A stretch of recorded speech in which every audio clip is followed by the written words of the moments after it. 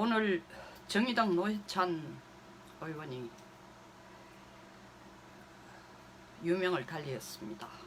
자기 스스로의 선택에 의해서.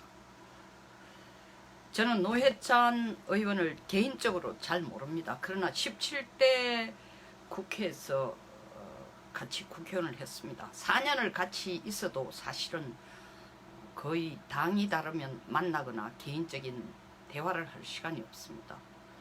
우연한 기회에 국회 본회의장에서 법안을 통과시킬 때 잠깐 본회의장 밖 휴게실에 나와서 이야기를 나눈 적이 있습니다. 짧은 시간 동안 대화를 하면서 노 의원이 굉장히, 그때 17대는 제가 처음 국회에 들어오고 그분도 처음 들어올 때라서 개인적으로 잘 모릅니다. 그러나 짧은 시간에 얘기를 나누면서 굉장히 소신 있고 그리고 용기 있는 사람이다. 그리고 실천하는 사람이다라는 느낌을 받았습니다. 물론 저와 짧은 시간에 얘기를 나누면서 단순한 담소가 아니고 공정, 정의 이런 것에 대해서 어쩌다 얘기를 하다 보니까 생각이 좀 달랐습니다.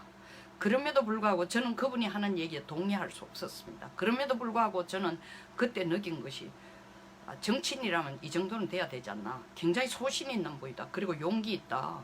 그리고 살아온 궤적을 보면은 실질적으로 말로만 하는 정치가 아니라 자기가 민주화 운동도 하고 뭐 실제로 이 감옥 생활도 하고 이렇게 나름대로의 현장에서 부딪힌 부분이 많은 분입니다. 그래서 그 소신이라는 것이 책을 통한, 말을 듣고 또 여론을 통한, 그리고 인기영합적인 소신이 아닌 자기가 정치를 하는 이유, 그리고 왜 노동자를 위해서 일해야 되고 왜 국민들에게 돌아가는 것이 공정해야 되고 왜 이 사회가 정의로워야 되는지에 대해서 얘기하는 부분에 있어서 그분 나름대로의 어떤 일관성 있는 논리를 가졌습니다. 그래서 나는 사실은 뭐 당은 별로 마음에도 안 들고 마음에 안 드는 정도가 아니라 아예 좀 못마땅한 당이고 맨날 시끄럽기만 하고 이렇다고 생각했지만 그때 그 부분을 노 의원을 나름대로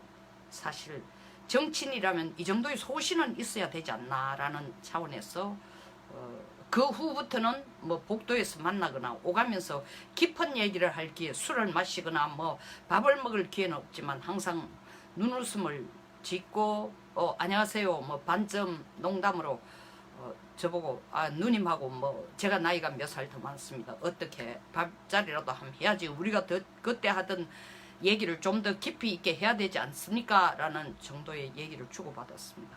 오늘 그분이 스스로의 자기 목숨을 끊는 그런 결정을 했습니다. 삼가 애도를 표합니다. 뭐 노회찬 의원에 대해서는 엇갈리는 평가가 있겠지만 소신 있고 반듯하고 용기 있는 의원이라는 데 대해서는 제가 볼 때는 당의 이념을 넘어서서 다른 의견이 별로 없으리라고 생각합니다. 물론 그분의 끈질긴 투쟁이나 이런 데 대해서 아주 싫어하시는 분도 있습니다. 그러나 저는 아주 반듯하다, 반듯하다 그런 생각을 제 마음속에 가져온 분입니다. 어쨌든 동료의, 지금은 동료가 아니지만 한때 동료였던 분 한 분이 돌아가신 데 대해서 결코 마음이 편치는 않습니다.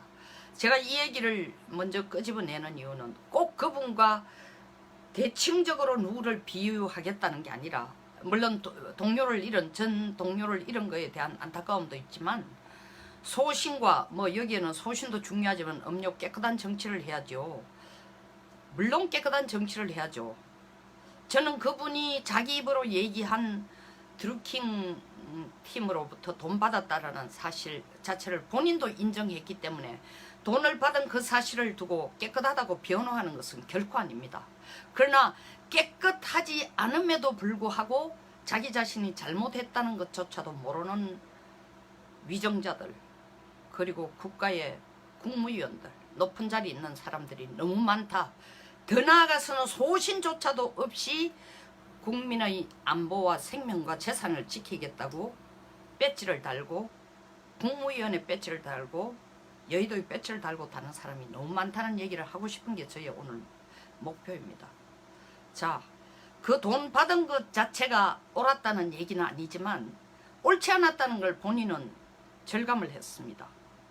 더더구나 옳지 않았던 그것이 사실은 정치인들에게 가장 치욕적인 어떤 부탁을 받기 위해서 청탁용으로 받았다는 데서 본인이 견딜 수 없다.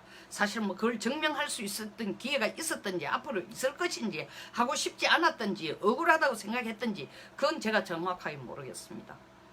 어쨌든 자기 이때까지 살아온 가치관과는 달랐다고 생각하니까 죄의식을 느꼈을 겁니다. 그래서 그 판단을 했다고 봅니다. 근데 지금 봅시다. 우리 날씨가 더우니까 산자부 장관부터 얘기를 해야 되겠습니다. 불과 몇 개월 전에 작년에 뭐라 그랬어요? 탈원전 얘기가 나왔을 때에 6월 29일 한미 정상회담을 하러 가기 직전에 우리 대통령이 청와대에서 국무회의에서 34명 장관들과 청와대의 핵심 비서관들을 앉혀두고 34명이 앉은 아침 회의에서 여러분들 탈원전을 반대하는 분이 있느냐? 단 한 사람도 없었어요. 단 한 사람도 없는 사람 중에는 박근혜 정부 때 탈원전이 아니라 원전을 강화시켜야 된다. 원자력 능력을 키워야 된다. 그것이 우리의 살 길이라고 주장해오던 사람까지 포함되어 있습니다. 그때 대통령이 한 얘기가 여러분 소신껏 얘기를 하십시오. 저는 영혼 없는 공무원은 싫어합니다. 영혼 하나도 없는 거죠. 불과 몇 개월 전에 몇 년 전에 원전이 우리가 살 길이라고 얘기한 사람 그 자리에 앉아가도 탈원전에 대해서 반대하는 사람이 있냐? 단 한 사람도 없었어요. 34명이고 32명입니다. 단 한 사람도 없었습니다. 다시 말하면 대통령이 탈원전을 주장하면 탈원전 쪽으로 지지하겠다. 탈원전이 옳다고 묵시적으로 인정하는 행동 아닙니까?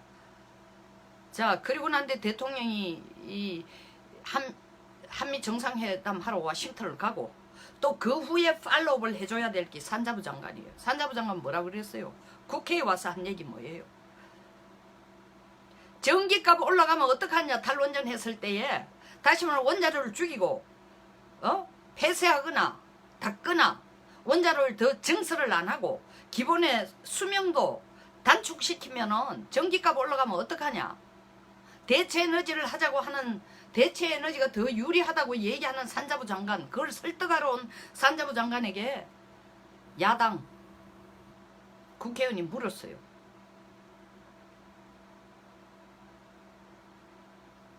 전기값 오르면 어떠냐? 유명한 말이 있죠? 백 장관이 뭐라 그랬어요? 전기값 안 오르는 것은 삼척동자도 다 한다고 했습니다. 지금 그러면 백 장관은 스스로 그 말대로 하면 자기가 삼척동자보다 지능지수가 더 높다는 얘기죠. 지능지수가 낮다 하면 모욕감을 느낀다면 영혼이 없는 분이겠죠? 영혼이 없다는 것을 모욕감을 느낀다. 그 말에 모욕감을 느낀다면 판단력이 없으신 분이겠죠? 판단력이 지금은 뭐 영혼, 소신, 이런 거 다 두고라도 한번 봅시다. 판단력 한번 봅시다.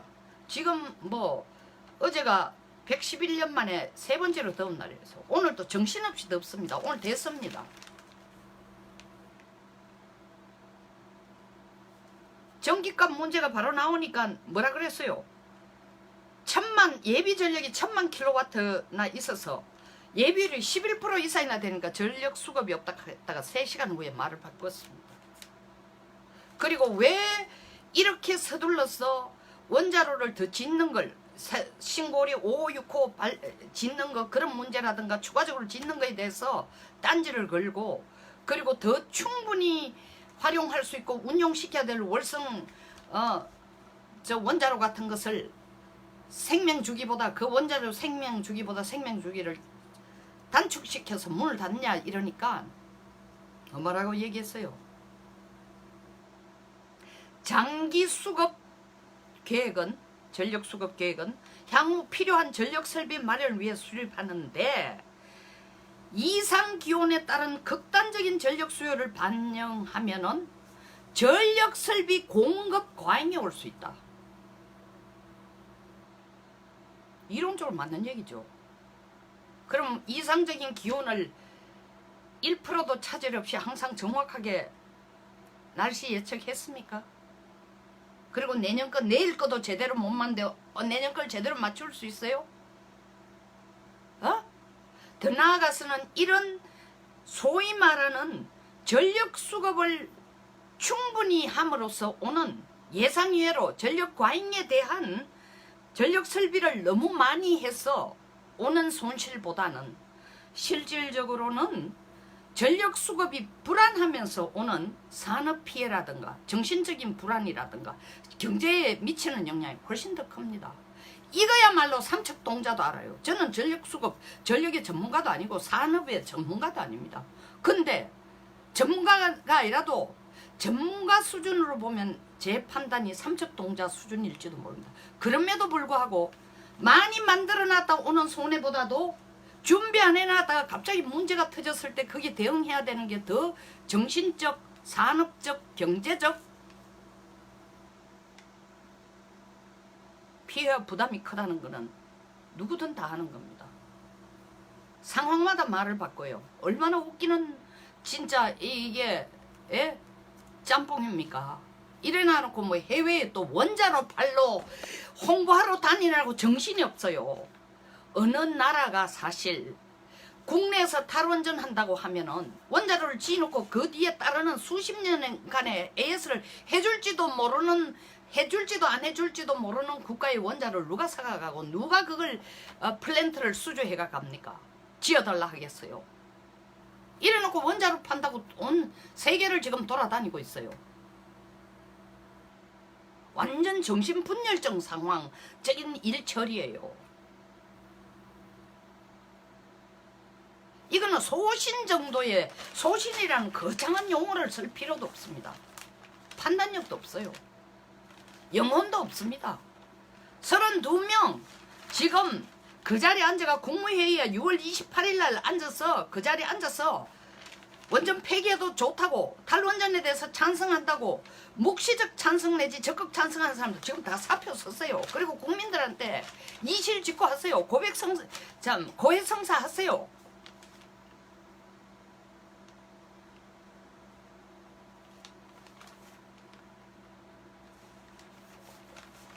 산자부 장관뿐 아닙니다. 산자부의 이 웃기는 정말 웃지 못할 상황, 이율배발적인 상황. 산자부 장관은 돌아다니면서 탈원전 해야 됩니다. 전기료 안 오릅니다. 전기료 오른다는 사람은 선동가고 삼척동자도 다 하는 걸 모릅니다라고 핀잔을 줘놔놓고 자기는 3시간 만에 입장을 바꿔요. 그게 산자부 장관이야. 그리고 밑에 직원보고는 원전 팔으라고 온전 시내 전 세계를 돌아다니며 홍보하라는 겁니다. 외교부 한번 봅시다. 폼페이오하고 헤일리 유엔 대사, 미국 유엔 대사하고 앉아가지고 하는 얘기가 뭡니까? 지금 방법이 다른 방법이 없다. 할 수 없다. 제재라도 옛날식으로 강화시키는 방법이 지금 당장 쓸 수 있는 카드라고 얘기하니까 우리 외교부 장관 뭐라 했어요? 우리는 판문점 선언 해놓은 그 내용 때문에 그걸 이행할 그 조치를 그 내용을 이행하려고 하면은 예외적인 경우를 인정해줘야 된다. 한국은 대북 제재에서 좀 예외적으로 인정해주면 안 될까?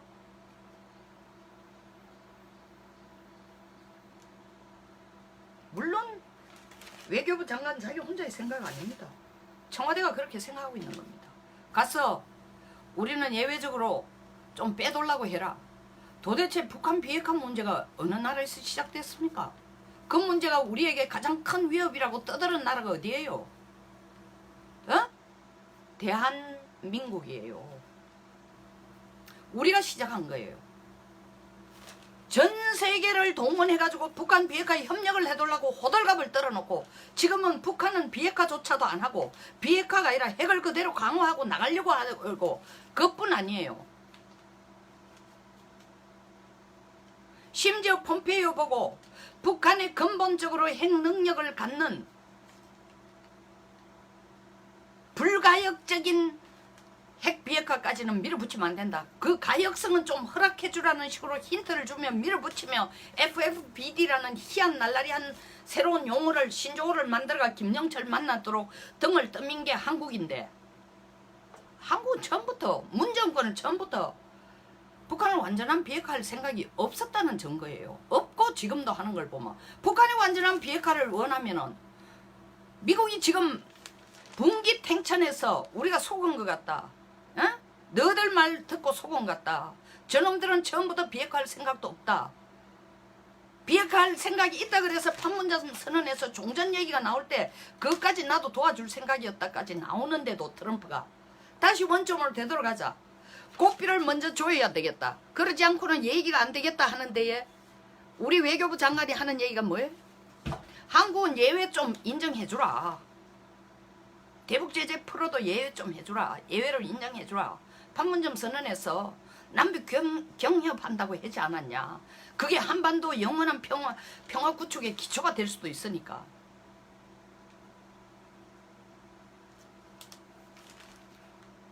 이게 소신 있고 용기 있고 판단력 있고 영혼 있는 태도입니까?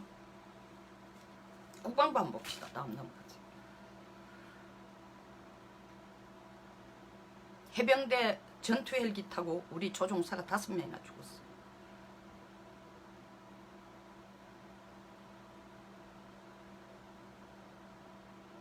국방부 장관이 먼저 나서서 국가의 영웅이다 해도 시원찮고, 낚싯배 타다가 죽은 사람은 국가가 책임져야 된다. 국무회의 하기 전에 국무위원들 다 모아놓고 대통령까지 나서가지고 문경을 하던 게 어제 오늘 같은데, 해병대 헬기 우리 청춘들이 죽었는데 사흘이 지날 동안 국방부 정부 부처 구체적인 사고 경위 조사 결과 발표도 없습니다. 한락하다 해병대에서 하다 그만둬요. 해병대에서 하다 그만두는 건 누구예요? 국방장관이 하지 말았겠고, 국방장관 안 한 이유는 하지 말라고 밑에 얘기한 거는 왜 청와대에서 지금 발표하면은 마리논 못 팔아먹는다. 그뿐만 아니라 작년에 수리온 문제 있다고 방사청장 모가지 날렸는데, 사표 수리했는데, 더더구나 방사청을 누가 만들었어요? 방사청 노무현 때 민정수석이 누구예요? 문재인 대통령이 그 당시 민정수석이었습니다.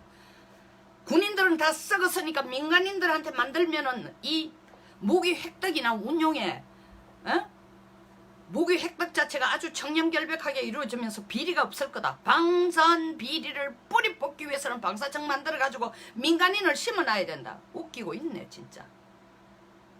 그 후에 벌어지는 사건들 보세요. 그래 만들어놓은 방사청을 근본적으로 뿌리채 지금 뽑고, 더더구나 마리논 만든 데가 수출하겠다는 게 누구야?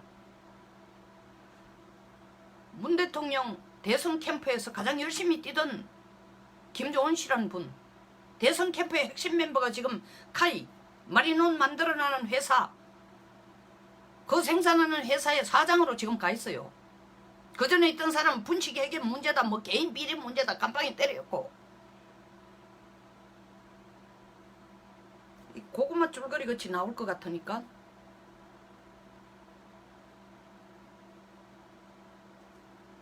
우리 파일럿 청춘의 꽃들은 국가를 위해 목숨을 바친 애들은 영웅이 아니라 지금 한낱 쓰레기처럼, 한낱 지푸레기처럼, 한낱 먼지처럼 지금 취급하고 있는 거예요. 거기에 나서서 국방장관 이건 아닙니다. 이렇게 해서는 군이 사기를 잃습니다. 군은 사기를 먹고 사는 집단입니다. 대통령님 다른 건 몰라도 이건 이렇게 하시면 안 됩니다. 말 한마디 없어요. 말 한마디 없는 것뿐 아니라 뭐라고 얘기했어요? 그 유가족들이 물론 슬프고 억울하니까 뭐 좀 감정을 폭발시켰겠죠. 그러니까 뭐라고 얘기했어요? 국회 와서 왜 저러냐, 빨리 조치를 못 해주냐 하니까 뭐라고 얘기했어요? 의전에 대해서 짜증나는 모양입니다. 제대로 못한다고 짜증이 났을 수도 있대요. 제가 볼 때는 거의 삼척동자 수준의 판단입니다. 어린애들은 그렇게 보겠죠. 뜻대로 안 되니까 울고 그러는 거예요 식으로. 속상하니까 우는 거예요 식으로.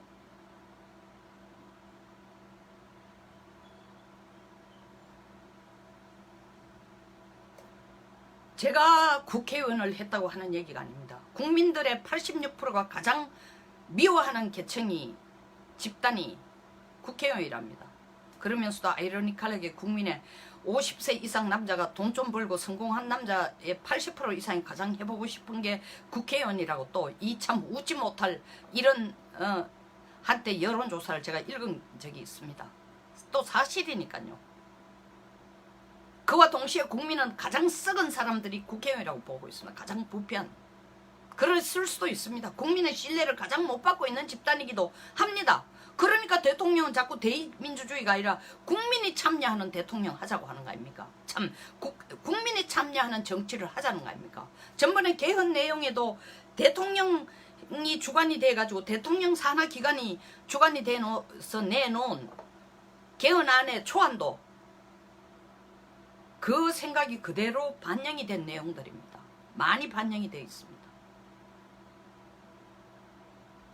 그러나 국회의원 다 썩은 것 아니고 국회의원 다 영웅인 것도 아닌 것처럼 소신을 가진 사람은 자기가 어떤 상황에 처해 있어도 소신과 용기를 가지고 나갑니다. 더구나 국가 이익과 국민의 안전과 국민의 생명을 지켜야 될 국가, 그리고 국민의 세금으로 그들이 활동을 유지하는 사람들, 공무원, 국회의원, 장관, 특히 장관들,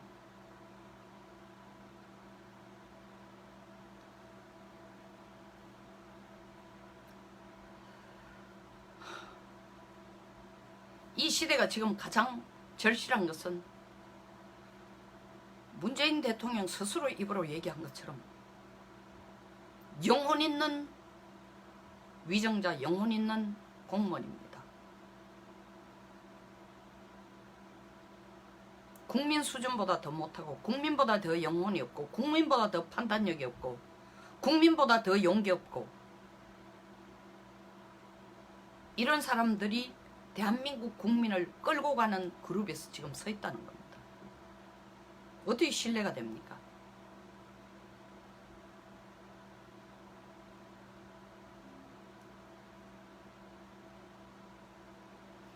모든 주권은 국민으로부터 나온다고 모두 큰 소리 칠 자신이 있으려면 주권 행사, 유권자로서의 주권 행사인 투표를 제대로 했어야 되겠죠. 한 달 전에 이루어졌습니다. 그리고 설사 우리가 직접 뽑는 사람이 아니라 손치더라도 공무원이라도 장관이라도 이들의 행동에 대해서 용기도 없고 영혼도 없고 소신도 없고 정의감도 없고 국민을 생각하는 마음도 없는 사람들에 대해서는 국민들이 눈을 뜨고 판단을 하고 길을 제시해주는 역할을 해야 됩니다. 현재 청와대 국민청원제도 없애야 합니다. 폐지해야 됩니다. 김태일님이 이런 걸 올렸는데 저도 이 부분에 대해서는 상당히 동의하는 부분이 있습니다. 지금 청원제도가 특정의 이익그룹의 대변처럼 지금 돼가고 있기 때문입니다. 공정한 신문고가 아니고. 그럼 뭐 필요하면 다 쓰면 되겠지라고 하지만 지금 구조적으로 그렇게 되지 못하는 이유가 제가 방금 말씀드린 영혼 없고 판단력 없고 소신 없고 용기 없는 사람들이 우리의 가이드라인을 주는 자리에 앉아 계시는 이게 대한민국의 현접소이기 때문에 이런 청문회 시스템을 만든다 해도 그것이 진정한 신문고가 될 것인가 생각해 봐야 되겠죠. 뭐 칭찬하는 글이야 열심히 쓰겠죠. 누구누구 잘한다, 뭐 대단하다, 뭐 식으로 하늘에 떠 있는 뭐처럼. 여기서 마치겠습니다. 날씨는 더운데 우울하네요. 차라리 이런 날 비가 오면 방송이 좀 더 생글생글 좀 여유 있는 방송이 되지 않을까 싶습니다. 공감하시면 좋아요와 구독 버튼 누르시고, 오늘 뭐 대서라서 몇 분 통화를 하면서 삼계탕 잡수었냐고 물어보니까 줄이 너무 길어서 뭐 삼계탕은 못 먹고 다른 걸 먹었다는 분들이 많은데 수박이라도 드셔야 될 것 같습니다. 원래 수박 풍년인 것 같아요. 달기도 하고. 자, 좋은 저녁 되시기 바랍니다. 감사합니다.